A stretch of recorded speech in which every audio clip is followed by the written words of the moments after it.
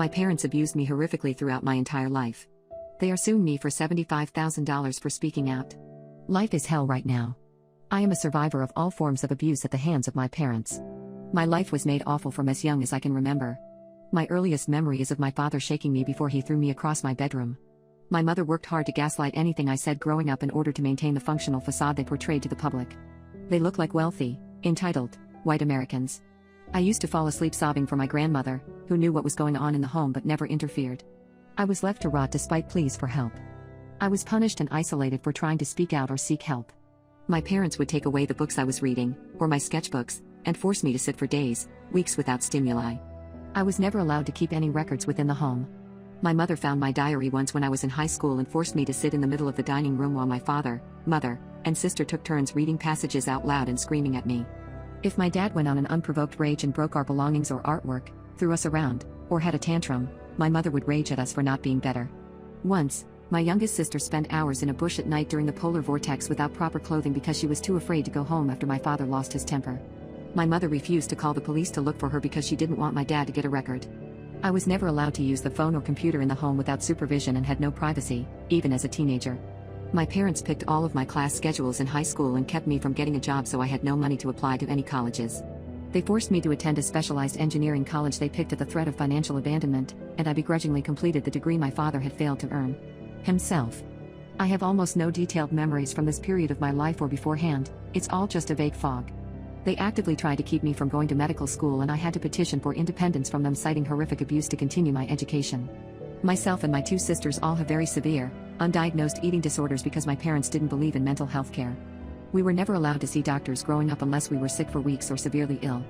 Instead, my parents would wait to hear my sisters vomiting in the bathroom and would barge in and humiliate them while they were in the shower or on the toilet, screaming that they were hurting the family with their choices.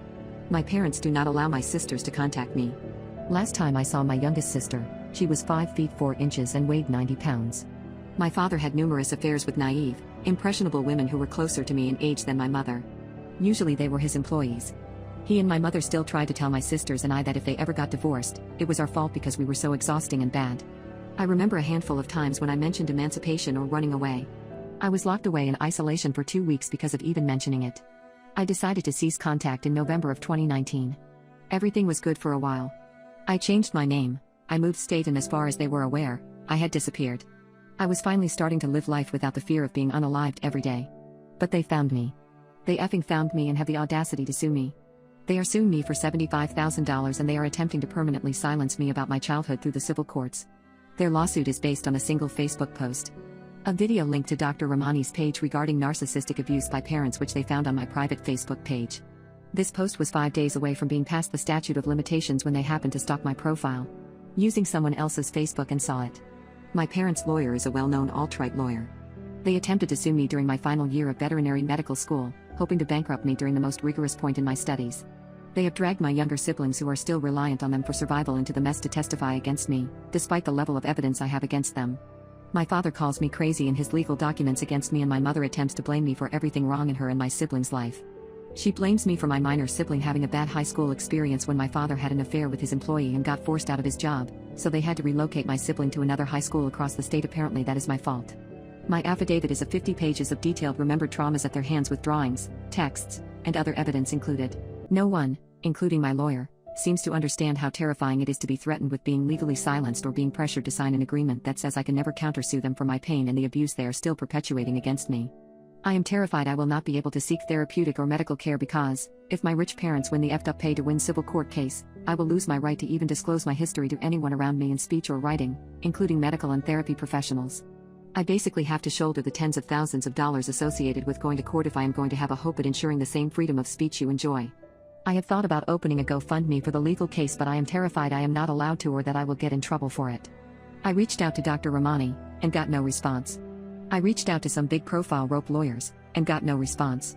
You have to be rich to receive any legal care in this country. I was being quoted $712K as a retainer for an average lawyer, plus $150 to $400 in hourly fees. I can't afford that. I am on Medicaid and living on student loans. My lawyer is working with me financially, but he has clearly never worked a case like this with a victim like myself before, and I am terrified what that will mean during trial. I can't even talk to my partner about the case right now, and I tried to ask my lawyer if getting married would change that, and he acts like I am being silly or overdramatic. He doesn't understand my partner is my only support system and that by isolating me from him, my parents are continuing to control me like they did when I was a child. I am afraid to ask my lawyer at what point I should just go to the media because he doesn't understand my fear. After dwelling on it for a while, I decided I needed to get any physical proof left on my body from what they did to me on paper. I completely booked myself solid with back-to-back doctor's appointments in the 2 weeks after I finished school. I decided I needed to get all my chronic pelvic issues diagnosed and in a medical chart before the civil case. This was not an easy feat. I have severe anxiety and terror around doctors' offices that stem from my childhood. Firstly, my parents would lock me in my room without stimuli for weeks, so being shut in a sterile room waiting for any doctor is its own kind of special hell for me. Secondly, because of my history of intimate trauma, I have had severe panic attacks and difficulty verbalizing the pain and the symptoms I have been struggling with, especially when a practitioner is trying to put something into me. Historically, I've struggled with such severe pelvic floor muscles tightening that I have had difficulty even receiving pelvic exams. Additionally, I had been taken to my parents' doctors growing up, and they invalidated and terrified me at every opportunity when I did manage to speak up. My mother's gynecologist didn't care about any of the symptoms I tried to bring up to her. For example, when I begged her to help me about my butt pain, she scoffed at me and told me to stop having so much backdoor intimacy, which shocked and silenced me because at the time I believed myself to be a V-card owner, not remembering that my butt pain was due to my father roping me. I made an appointment with a urologist who was a survivor herself. That made a huge difference for me. She talked to me before the exam and was very clear about what she was doing during the exam, which greatly relieved my anxiety. I explained how I have had to manually remove stool from my vault for as long as I can remember. I described how I can feel stool herniate into my womanhood and I have to put a finger in order to even pass it. I described how I constantly relive the terror and the severe pain. I hyperventilate during intimacy, and historically, partners have struggled to even get inside me because my body shuts down in a rigid way. I described how I had urinary pain as a child and my mother just blamed the soap she was using on me. My grandparents described me holding my womanhood in pain for weeks before I saw a doctor. I have these pediatric records. I described how I can't, to this day, properly empty my bladder and how I have such poor urine flow, where it barely trickles out. I described how I had a memory of my father biting my pink bean so hard that I lived my teenage life honestly thinking I was born without one. She diagnosed me with severe pelvic floor dysfunction that is also causing bowel and urinary dysfunction. She said it is something they see in survivors. You get stuck in rigid fear and basically never come out. She has referred me to a pelvic floor physical therapist and I am planning on attending despite my anxiety about it. I also went to my primary care office and told them I was suspicious of a femoral hernia because of the chronic, throbbing pain I have had in my lower right quadrant for as long as I can remember. My doctor was skeptical, but sent me for an ultrasound where they found a mild tear. My mother also had a similar hernia, but it appeared after she had 3 children. I have never been pregnant and I attribute the hernia to my father repeatedly stepping on me when I was little. I am being referred to a general surgeon to discuss getting it repaired. I hope all my hard work makes a difference. I am scared and tired of feeling trapped. Last summer, my estranged and abusive parents decided to attempt to sue me through civil court for $75,000 on 6 counts for a post on my private Facebook page, a link to a Dr. Romani video. I managed to find legal help and have been guided through this nonsense by someone who understands the legal system. My lawyer has been a godsend and I wish all lawyers were as upstanding as he is. The first part of any civil case is the discovery period. I had to present my stacks of evidence to my lawyer. My parents have no evidence, so they presented personal statements that were violently bitter and hateful. In these personal statements, my parents demand the courts permanently silence me as to protect their reputation and now feel as though they are entitled to $75,000 from me due to their emotional pain. My younger sisters, one of whom is still a minor living in their home, also wrote personal statements against me. I was initially devastated by these statements but have since grown angry. My lawyer feels I have a very strong case against all of them because of the sheer amount of evidence I have collected throughout my lifetime and all the text messages between me and my sisters that detail abuse. My affidavit is a painfully detailed list of the intimate, physical, and emotional things I have experienced by them throughout my life with associated pictures, journal entries, schoolwork, and dated drawings as proof. Apparently, 98 to 99% of civil cases settle before trial, because of the exponential costs associated with taking someone to court. Usually, the plaintiffs and defense will be encouraged by the courts to come to some sort of mediation agreement before trial ever occurs. I told my lawyer I had no intentions of mediation. As far as I am concerned, I am being further abused by the people who made my life a living hell and I owe them absolutely nothing.